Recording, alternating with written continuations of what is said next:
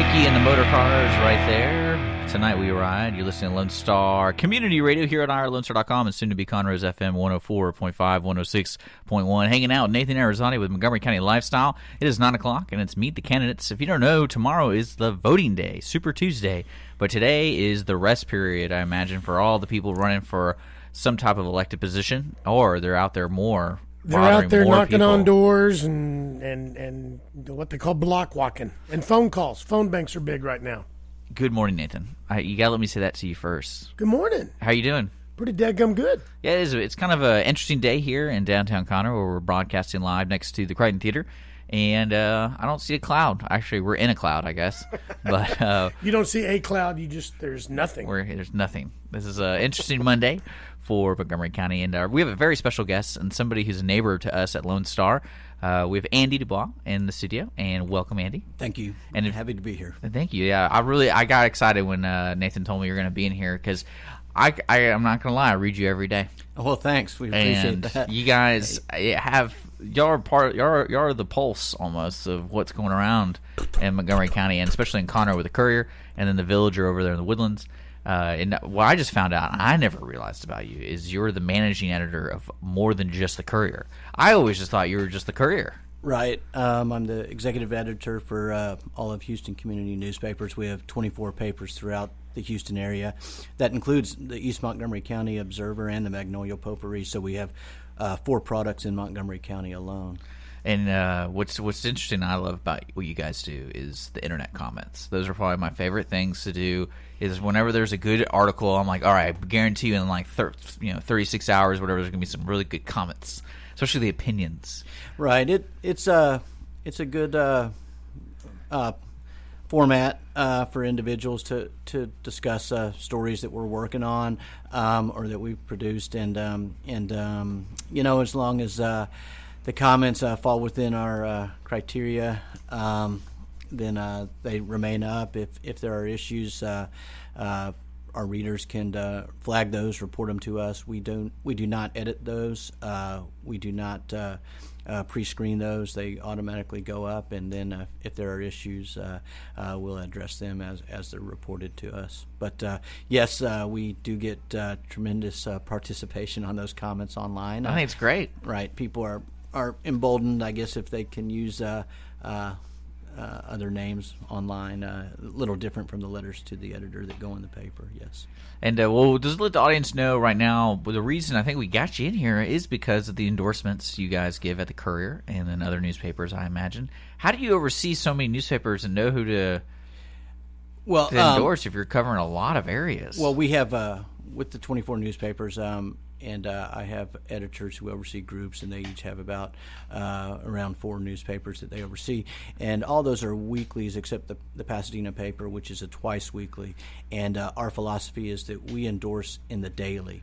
So you won't see our endorsements in the print edition of the Woodlands Villager or the Magnolia Potpourri, Montgomery County Observer, or any of the other products. Only the daily, that's where we do the endorsements. And online, the products that may also be involved in those races, you may see a headline up on their websites that link back to the Courier, because they're hosted on the Courier webpage, and then they only appear in the Courier in print. So we limit that to the daily. Our other editors do not handle endorsements or editorial board meetings like we do in Conroe. And I think that's kind of interesting. I got more questions now that you said that, because you had to come down to a point to decide that. And I guess the audience in the Courier, since it being a daily newspaper, has a lot more, more people paying attention. Yes, and not only in print, but our web traffic proves that as well. That certainly the Courier is the main driver on our web traffic. It's driven by politics, by sports, by breaking news in Montgomery County, and of course there are some other media outlets that do a good job of covering some of that. But I think that when you get down to it with the coverage of government and politics and the daily lives here, I don't think that anybody can beat the Courier on its coverage in Conroe and Montgomery, Willis, other areas in Montgomery County.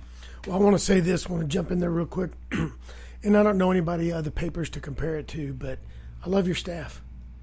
Stephen Green, met him his first week when he came down from, I believe, Huntsville. Jay Jordan was able to kind of cross over and work together on some stories together that were bigger than something that I needed to talk about, and that you guys had the voice for it. Michael, Jason, photographer, Megan, you got a good staff here. They're good out there in the community. Right. Thanks, Nathan. And also, you got to give a shout out for Catherine Dominguez, who has worked a long time with me at the Courier and the Villager. They do a tremendous job. Stephen Green, Jay Jordan, Megan Ellsworth, Sandra Hernandez, who handles our features. All four of them are products of Sam Houston State. So that's been a good pipeline for us. But as far as coverage here, I mean, Catherine and Stephen and Jay and Megan. And Ryan Graham, who's one of our new reporters down in the Woodlands, and he's been covering the Precinct 2 constable race and the Precinct 4 constable race. They've done a tremendous job. We try to cover all the issues. We try to address them. I think that we covered more political forums than anybody else, and they've really done a great job of getting the issues out there to our readers, both online and in print. And I think that's our responsibility. Well, if you don't mind, I want to take that statement and go to the next, kind of figure out when did the Courier decide to start endorsing folks? Because I know that's kind of a double-edged sword. Right. Really, so. Well, I've been at the Courier for more than 15 years, and I've been involved in editorial board meetings for most of that time. So we've been endorsing since at least I got here, at the turn of the century. He looks good for 72.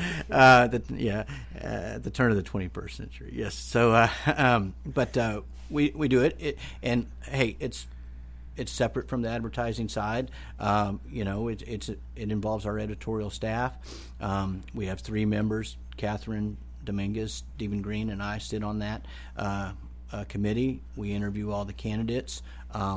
What the candidates do on the advertising side is separate from what we do on the editorial side, and we know that advertising is important to them. They get the word out. The more they're in the paper or online, the more eyes can see them, and we try to do a fair and balanced job of covering all the issues through our reporting in the stories, and on top of that, we bring in all the candidates. Well, we invite all the candidates to come in, and we had about we had 33 candidates, I think, come in. Only 2 opted not to come in, and a third did a phone interview with us, which was fine. But only 2 of the candidates opted not to come in and meet with us. Tremendous turnout. We learn a lot about the candidates, and no matter how negative things get out there, what we learn every election is what great people we have running for office. It takes a lot to put yourself and your family, up there on a big bullseye for people to target and come after. And most of them have done great things, not only in their professions but in the communities. That's some things that we don't even talk about is, wow, if you look at the community service of what these individuals have accomplished in our community, it's pretty incredible. And maybe we'll address that after the election, but they've all done great things, being involved in different clubs or in their booster clubs at school, in other initiatives that maybe stem from their work, but they're a pretty impressive group of people. You're listening to Lone Star Community Radio. This is Meet the Candidates, around 9:08. We're going to take a quick music break. We're sitting here with the Couriers and the Houston Community Newspapers editor, Andy DuBois, in the studio. And we're talking about who they endorse and especially about the whole endorsement process and the importance of the community with these kind of things. So we're sitting with Nathan Arizotti, Montgomery County Lifestyle. We'll be back after a couple songs. All right, the Crooks Fork in the Road. You're listening to Lone Star Community Radio, Mornings Lone Star, 917 here on irlonestar.com. Meet the candidates right now. Just a remind, folks, we're going to be here today, tomorrow, and Wednesday with Nathan Arizona, Montgomery County Lifestyle, closing up this edition of Meet the Candidates. Tomorrow, Nathan, I think we're going to be talking about getting out to vote and kind of going over all the candidates. Kind of going over the candidates, who's where, not really endorsing anybody, but just kind of revisiting what's going on and who's out there and who's running for what. Yeah. And then Wednesday we'll do the winner's circle. And Wednesday's going to be, now we're doing that 8 to 9, correct? Yes. Yep, 8 to 9 on Wednesday. Talk about who won and who's in runoffs, if there's any runoffs. Yeah, that's going to be a fun time. That's on Mornings in Lone Star. We're on Facebook, Mornings in Lone Star. We're going to be posting all our podcasts and stuff for the morning show there, and also irlonestar.com/MWLS, Mornings with Lone Star. Today's guest, though, is Andy DuBois of the Courier and Houston Community Newspaper, and we're talking about endorsements. It's something that I'm really interested in the process because, like I said, the Courier carries a lot of weight and a lot of continuous communication to you, the readers, because as we were discussing over the break, and Andy made a good point, was you guys are covering this stuff year-round. And correct. You know, our reporters and editors are engaged in local government, local politics. We are covering the incumbents throughout the 2 years, 4 years, whatever it is of their term. So we do have that knowledge. We do have the background. We do have the resources to go back and review all the stories that we've written on these and really measure up what they've accomplished in their positions and be able to use that. We're very engaged in what they do, outside of what we've reported on as well. So we take that into consideration. We do cover the political forums, a majority of them, and then we do bring the candidates in. We offer the candidates to come in, and we set it 45 minutes. That's our time limit, so everybody gets the same amount of time. And Catherine Dominguez, Stephen Green, and I interview them. We do have certain questions we want to ask, but again, however the conversation flows and whether there are specific topics those candidates want to bring up or address, we can do that as well. But certainly we have readers who call us and want to know when we're coming out with our endorsements because they're interested in them, whether they agree or disagree with us. I feel like we're very informed in our decision-making process and try to make the best case. We talk about agendas. Again, the Courier, we don't have any agenda to get people elected. We're not out there at the early voting locations. We're not out there at the polling sites handing out push cards with our slate of candidates that we've endorsed. This is for our readers, both in print and online, to let them know who we think the best candidate is to represent them in a position, whether it's as a judge or as a commissioner or as a constable or U.S. rep or state rep, and try to justify that. And it's at least a good tool for them to think about those candidates. We try to touch on all the candidates we can and give them a little piece of everybody. We also have a voter guide that comes out, which does not have our endorsements in it. It's basically Q&A with the candidates to give them an opportunity to let people know who they are. And all that material goes into our decision-making process when we do come out with our endorsements, which we run in the paper and we post online. I think I just realized a mistake that I made. oh, really? Just one? Well, one big one. Okay. Is having Andy DuBois and the Courier in here the day before voting. I think for the city, we're going to do it a lot sooner. And I think for the next election cycle, because you just hit on something, that makes you probably one of the only organizations, businesses, whatever, that put out just a voter guide that's just a voter guide. Not, here's a voter guide and here's a check mark next to this guy or this girl or you should do this or do that. And that's the problem too, is there's a lot of information out there that people don't know. They don't have time, quote unquote, to find out about the judge race. But they really care about that sheriff because it's high profile. They really care about that constable because it's where they live and it's right down the road. But those judges, the judge races can make such an impact on our daily life, just like county commissioner. Well, that may not be my commissioner, but I work down there, let's say, or I work over here. That what they decide can still make a big impact on my daily life or my business's life. So well, sure. It sounds like you guys put a lot. I mean, like you said, you're with these people for a year or two or three. if they're already in their job and they're an incumbent, or in some cases 10 or 12 or 15. Right, and you touch on it. How could it impact you? Well, we have 3 district judge races up for election this election cycle. We are going to have 3 new district judges after these elections, with Judge Mike Schissler withdrawing from his race. He's still on the ballot. People can still vote for him, but he will not be judge. If he wins a majority of the vote after Tuesday, then that will go to the 90 precinct chairs in the Montgomery County Republican Party, and they will be deciding which Republican candidate to place on the November ballot. Since there is no Democrat and no independent who will be running on that November ballot, basically these 90 individuals will be picking our judge for the 435th if Mike Schissler receives a majority of the vote tomorrow. We endorsed Patty McGinnis in that race, who's been a prosecutor and a defense attorney, has tremendous experience on both sides of criminal law.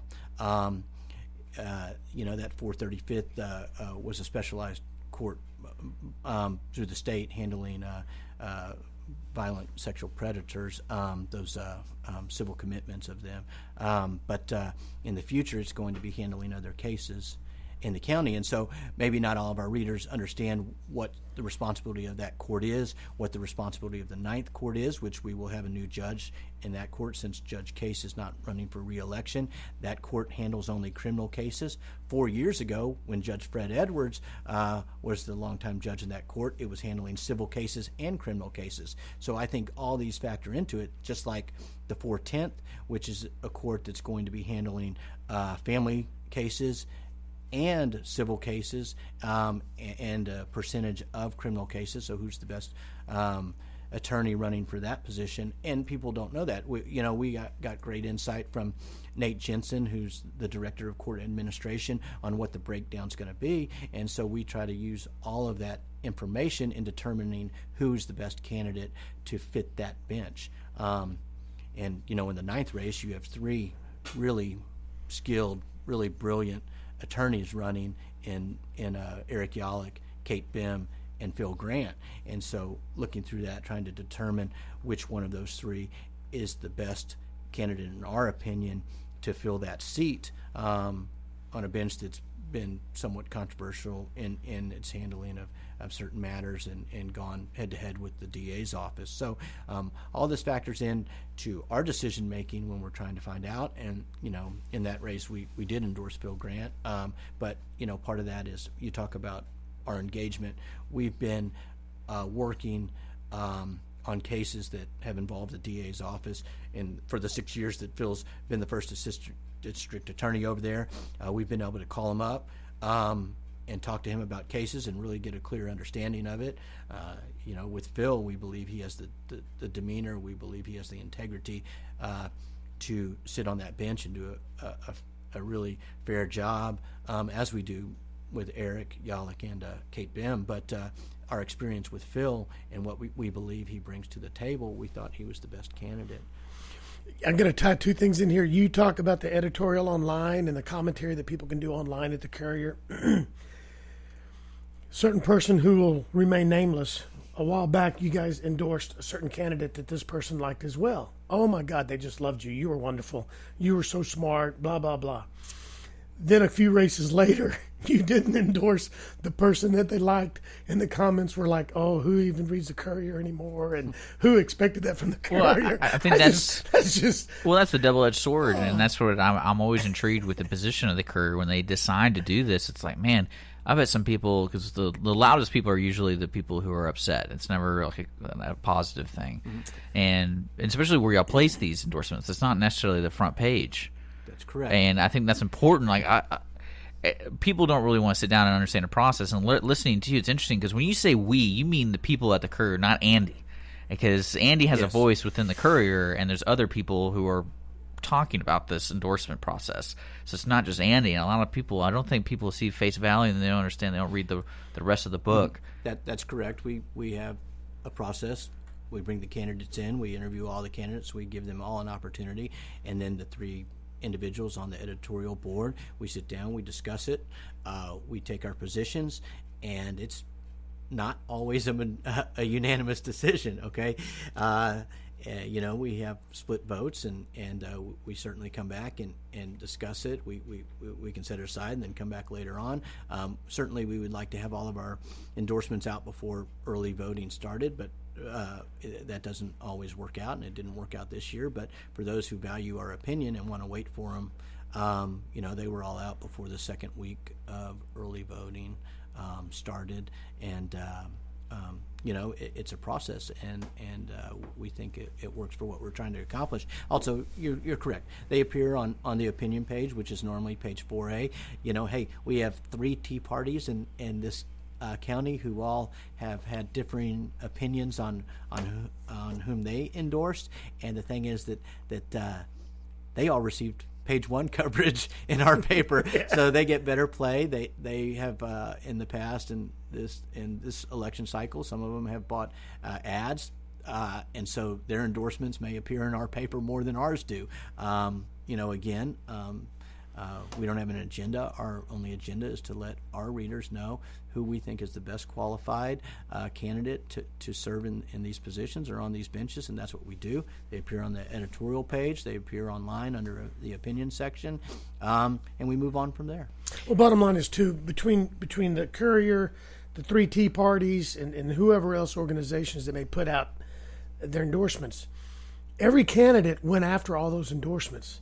So the ones that get upset when they don't get the endorsement just need to move along and get on with life and their campaign, because it's part of life.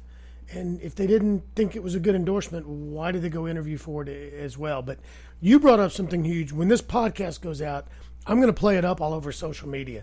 And that's one thing you reminded us, is you're engaged with many of these people as they do their job for the whole year prior to this, for 2 years, 3 years. You've been covering cases if it's a judge position. You've been covering if it's a constable position, here locally, right here in Conroe. He's been there a long time. So you know what that office has or hasn't done. You know when people bring up information at the commissioner's court or city hall or whatever. So you've got a lot of different variables you're putting into play that I don't think some of the other organizations, they just don't have. It's not that they don't want to. That's not what they do. Well, I'm not going to address really their vetting process. We all have different vetting processes, and I respect the individuals as heated and confrontational as discussion can get, either through blogs or online comments or at forums or out at the voting locations. They all have processes. They spend a lot of time working to determine who they think is the best candidate for their purposes as well. And I respect that. You have one group, the Montgomery County Tea Party. They post their interviews online. They post their point system online. You have the Patriots PAC. They have sort of an interview process similar to what we do, and they come out with a majority decision or not. They choose to either endorse, recommend, or don't do anything, and that's fairly similar to ours. And then we also partnered with the Texas Conservative Tea Party Coalition on one of the first big, probably the first big political forum right next door at the Crichton, which I thought was a fabulous forum that gave the candidates in every race an opportunity to address some specific questions regarding those races. I think it was very successful. They served a great purpose, and that group has its own vetting process as well. So different processes work for different groups, and they're all out there working hard as well. And that's all part of the process too. So I encourage everybody to get out and vote tomorrow. It's Super Tuesday, last day to vote. mctx.org/election. mctx.org/election.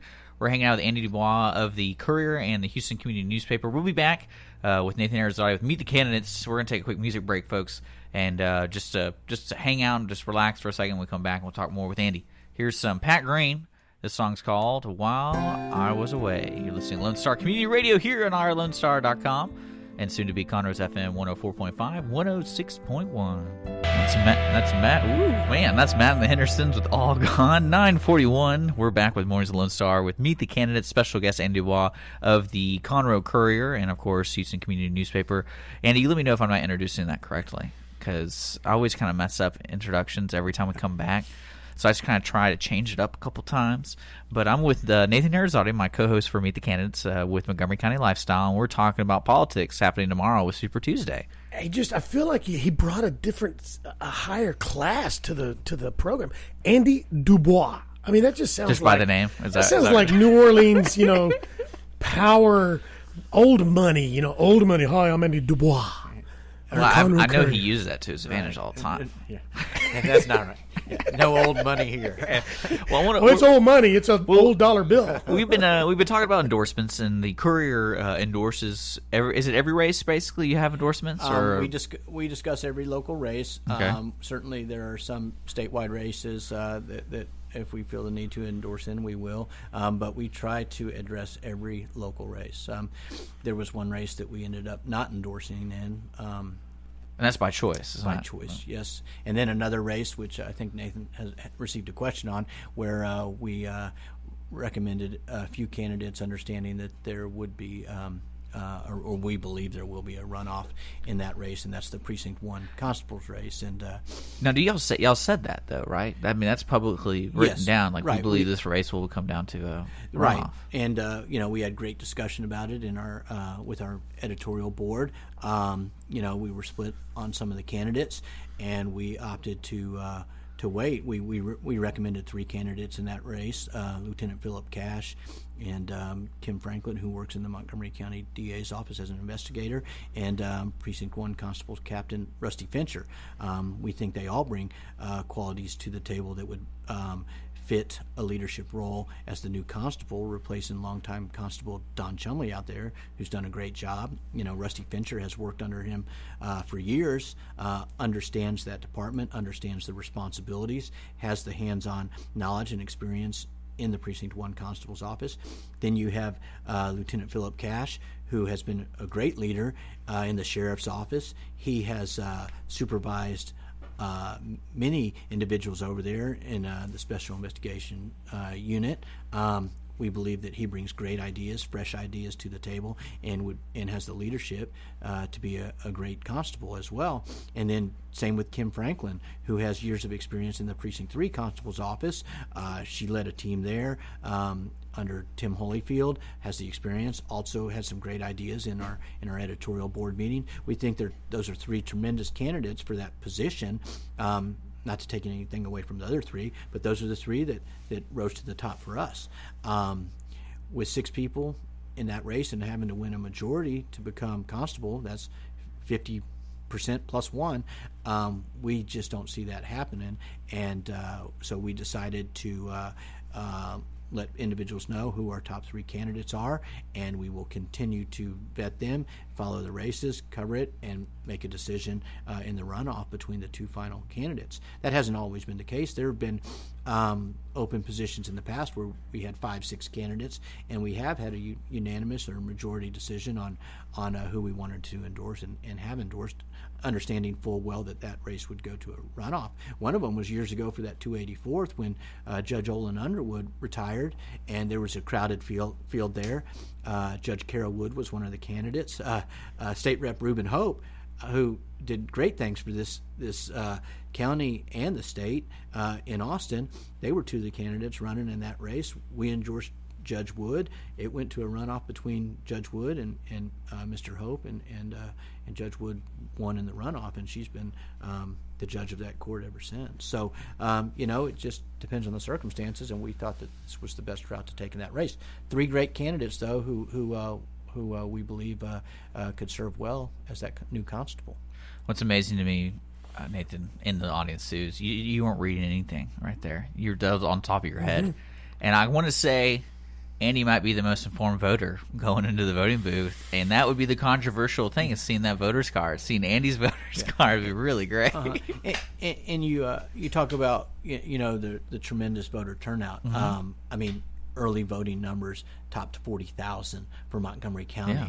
You know, if you go back 4 years ago to the last presidential election, we were about 22,000 to 23,000 early votes cast, so we almost doubled it. Wow. And you know, now it's shifting a little bit, but if you're talking a 50-50 to 60-40 split with early voting accounting for 60%, you know, we could hit 70,000 plus, you know, easily, you know, maybe topping 80,000, depending on what happens on election day. That's pretty incredible for this county when you think about that we had around 45,000 people vote overall 2 years ago. If I'm not mistaken, Dr. Wally had been talking about he thinks there'll be between 75 and 80,000 people come out and vote in Montgomery County. Yeah. Well, you know, go back to the previous statement by Andy, is how all these candidates are really good and they deserve this kind of turnout. I think that's what's kind of amazing about the amount of good candidates, Mm-hmm. and I believe the citizens are respecting that because they're turning out and voting. Right. And you know, and you bring up the Tea Parties, which certainly have generated much interest in it when the Patriots PAC formed. You know, they've also generated a lot of interest in the races and informing voters, and they feel like they do their part as well to do their research and inform voters, you know. I think that we do a pretty good job of it too.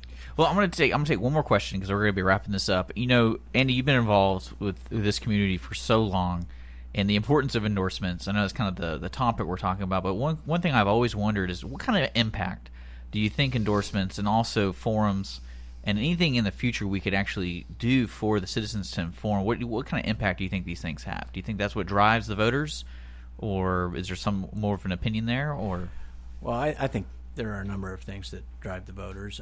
You know, I do think that the media coverage of races certainly does have an impact on the number of people who turn out. You know, we're in a different world today than we were a decade ago, 15 years ago, with social media playing an impact. You know, Facebook, Twitter, as we've seen all the way up to the presidential race, what impact it can have on certain caucuses or primaries. I think it all plays a role. I think our endorsements, I think the Tea Party endorsements do play a role in generating interest and discussion, whether you agree or disagree with people on certain races. But I think it all does. You know, I think that it does have an impact. You see these tight races go down to the wire, and you wonder what influenced those voters who are going to the polls. You know, was it this endorsement or that endorsement? Which one was it? And I think that it does have value, and it can put an individual over the top in certain races.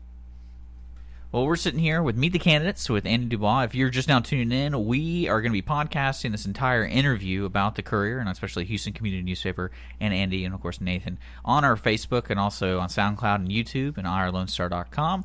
I want to say a special thank you to the Courier for covering everything y'all do. It's a lot of fun to me just because I'm a spectator and I get to read everything y'all do because it's community oriented, and I love reading y'all's comments on your website. Please don't ever delete them because they're golden. And You know, before we leave, you got to hit that nail on the head. This whole time we've talked with Andy, he's got notes off to the side. I think he's looked at them maybe half a dozen times, and he's glanced I'm telling at you, them. he's the most informed voter. But it goes back to what he said. The Courier covers these events. They cover Couriers. They hear the constituents talking about things. They hear the candidates. They hear the voice. I got to tell you, going forward, I'm going to be watching the Courier a lot more, and I got a newfound respect for that endorsement, for that recommendation. You know, I do. I really do. I knew it was cool when you coming in here. We talked about it. We thought it was so cool. We thought it was great that we picked Monday, the day before voting for you. I think going forward, we're going to have you be the first one, and then again the last one right before voting again. It's been very informative. And our endorsements, they'll appear again in the paper tomorrow and online. And you know, like I said, you know, we do believe we're pretty informed in those races. We've covered the county attorney. We've covered some tremendous things that J.D. Lambright has done, and we did endorse him for re-election in that race. Remember, he is the one who did finally obtain a conviction in the Robbie Middleton, horrendous burning case, which I think that a lot of people respect here in the county. I think he has made that a much more transparent office. You know, In the 410th, which is a highly contested race, we endorse Judge Jennifer Robin. We believe that her board certification and her experience on the bench already 5 years as an associate judge, and her proven abilities do make her the best candidate in that race. I'm trying to think of the other ones we touched on. Precinct 2 Constable Gene DeForest, huge backing, huge support from his constituents in River Plantation. He handles that job very well. Again, we endorsed the incumbents in Precinct 4 with Rowdy Hayden, who's doing an exceptional job out there, and David Hill in Precinct 5. And they all have their different philosophies on how to handle those constables' office, and we think they were great for those areas. I'm trying to remember if there's anything. Sheriff, of course, the sheriff's race. Yes, again, 2 tremendous law enforcement officers there, and we endorsed Rand Henderson. This guy has grown with the sheriff's office. He's a proven leader. He's handled leadership roles from the jail, to patrol. He's handled the PIO. He understands what it takes to be sheriff. He understands the grant process. He's been involved in security issues on a much broader scale than just Montgomery County. He brings everything to the table to be the next sheriff and replace Tommy Gage. And that's not to take anything away from Jim Napolitano, who's done a great job out in the city of Montgomery and has done great things for this country. But Rand Henderson is the best candidate for that job. And again, we'll have our endorsements in the paper again tomorrow and online. But great candidates in all the races. That's Andy DuBois, the editor of Your Houston newspaper, or that's the website, sorry, yourhoustonnews.com/courier for all that good stuff online. And, of course, you can subscribe and be a daily recipient of the Courier for a fee, and it's great, and you guys need to check it out. I'm sitting here with Nathan Arizani, Montgomery County Lifestyle, and just to remind folks, we'll be on tomorrow, normal time from 9 to 10, to cover the candidates and kind of go over who's been in the studio and just general discussion about politics. So I hope you join us. Coming up next here on Lone Star Community Radio is the Cindy Cochran Show. Our talk shows are going to be starting. The lineup today, we got Cindy Cochran at 10, we got the Weekly Business Hour at 11, and then we have the Michael Player Show at 2 o'clock for your local, entertainment with Michael Player. So stick around. We're going to take a quick break until the Cindy Cochran Show. Thanks for tuning in.